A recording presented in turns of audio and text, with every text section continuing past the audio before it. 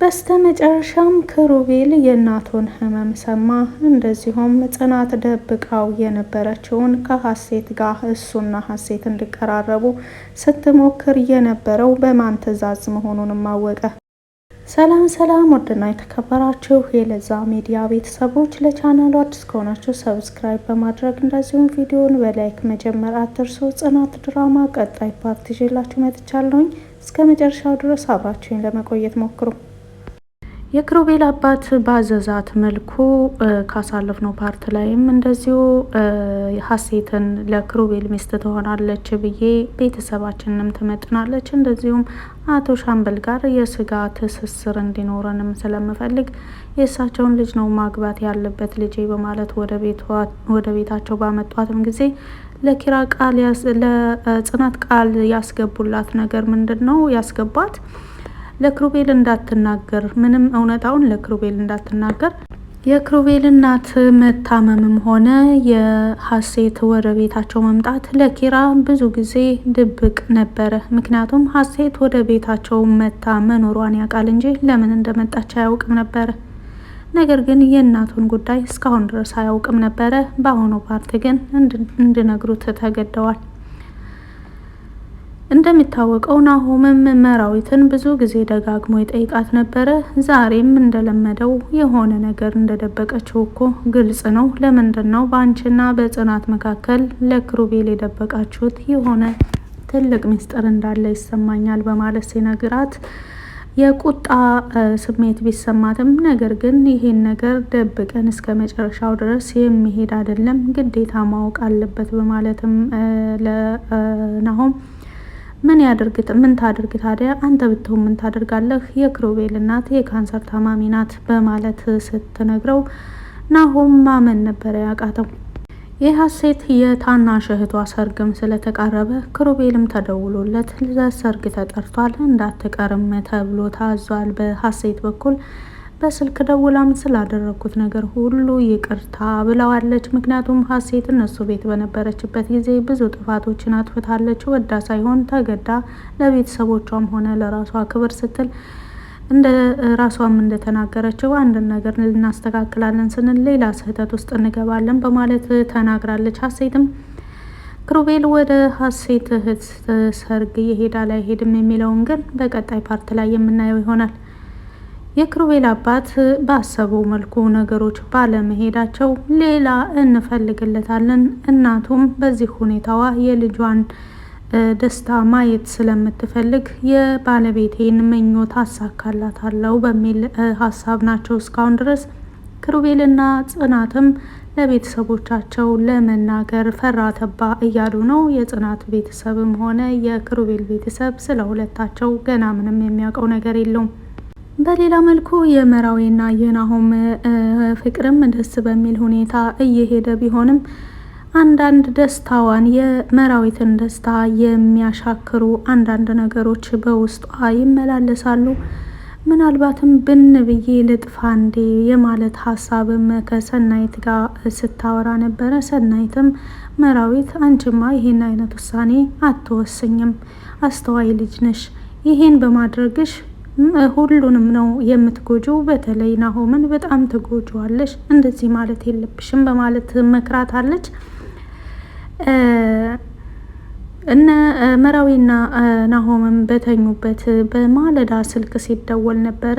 እየደወለ ያለው ሰው የናሆም እናት ነበሩ።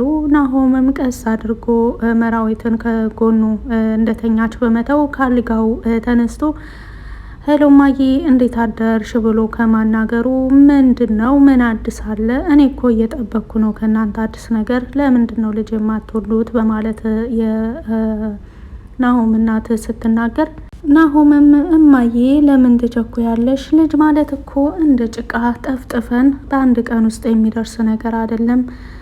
ደግሞ ሁለታችንም ገና ልጅ ነን።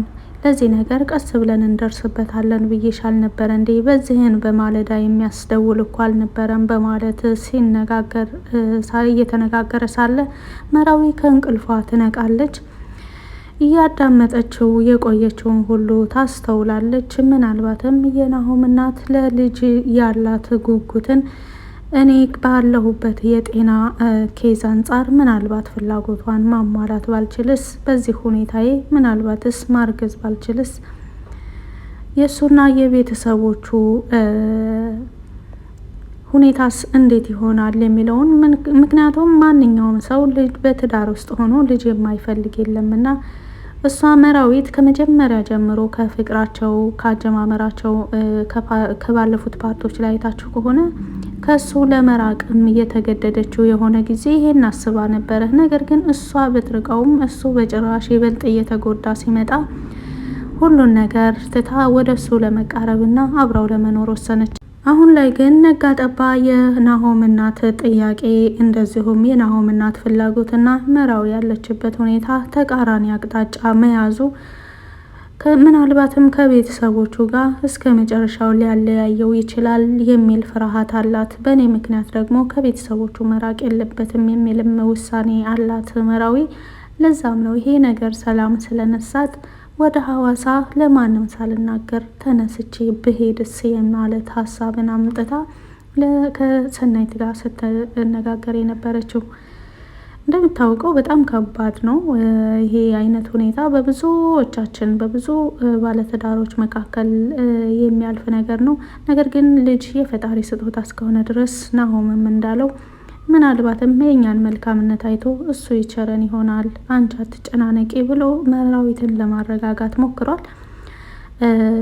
ብዙ ሁሉም በሚባል መልኩ በዚህ አይነት መንገድ የሚያልፉ ሰዎች እውነት አንዳቸው ለአንዳቸው እንደዚህ እንደ መራዊና እንደ ናሆም ቢደጋገፉ ባይነኝ። ምክንያቱም የሰው ልጅ ሁሉን ነገር መርጦ አይደለም የሚኖረው፣ የተመረጠለትን የተፈቀደለትን ነው እንጂ። ይህ ሀሴት በድጋሚ በሰዓት ካለፈ ለክሩቤል መደወል ጽናትን ትንሽ አስቀይሟታል። የቅናት ምልክቶች ታይተውባታል። ልትቀኝ እንዳይሆን ጽናት በማለትም ተናግረዋል ክሩቤል። ለምን አልቀና፣ ለምን በዚህን ሰዓት ትደውላለች? ምን ፈልጋ ነው በዚህን ሰዓት ሀሴት የምትደውለው ወደ አንተ በማለት ስጠይቀው እኔን ፈልጋ ነው፣ መቼም በእኔ ስልክ ሌላ ሰው ፈልጋ ነው አልልሽም በማለትም ሲነግራት በቃ እኔ ብዙ ስራ አለብኝ አሁን ልተኛበት አትረብሻኝ በማለትም ስትነግረው ቀንተሽ ነው አደለ፣ በቃ እንታረቅ ይቅርታ በማለትም ሁለታቸው ታርቀዋል። ነገር ግን አሁንም ይሄ የእናቱን እውነታ ሲሰማ ክሩቤል ምን ያህል ልቡ ይሰበራል። ምናልባትም ደግሞ እስከ ዛሬ ለምን ደበቅሽኝ በሚል መልኩ ጽናትን አንዳንድ ነገሮች እንዳይናገራት ይህን ታሳቢ በማድረግ ነው። ብዙ ጊዜ ናሆምም ካሁን በኋላ እባከን ክሩቤል አንተ እንደ አሰሪም ሆነ እንደ ፍቅረኛ ጽናትን ብዙ በድለሃታል። ወደፊት ግን ምንም አይነት ነገር በህይወታቸው ቢመጣ ጽናትን ልቧን እንዳትሰብራት አደራ ብሎ ቃል ያስገባው ካሁን በፊትም። ነገር ግን ብዙ ጊዜ ክሩቤል ሲደናገጥ ወይም ሲናደድ አንዳንድ ቶሎ ቶሎ የሚወስናቸው ውሳኔዎች አሉና ምናልባት የእናቱን መታመም ሲሰማ እንደዚሁም ጽናት ከበፊት ጀምራ እንደምታውቅ ጋሼ ከነገሩባት ቀን ጀምሮ ማለት ነው ከዛን ጊዜ ጀምራ እያወቀች ዝም እንዳለችውም ስለሚረዳ ለምን የሚለው ነገር ምናልባት ከጽናት ጋር በድጋሚ እንዳያጣላቸው ፈራለው። እንግዲህ የክሩቤል ያለበትን ሁኔታ ናሆም ሲሰማ በጣም ነው የተደናገጠው።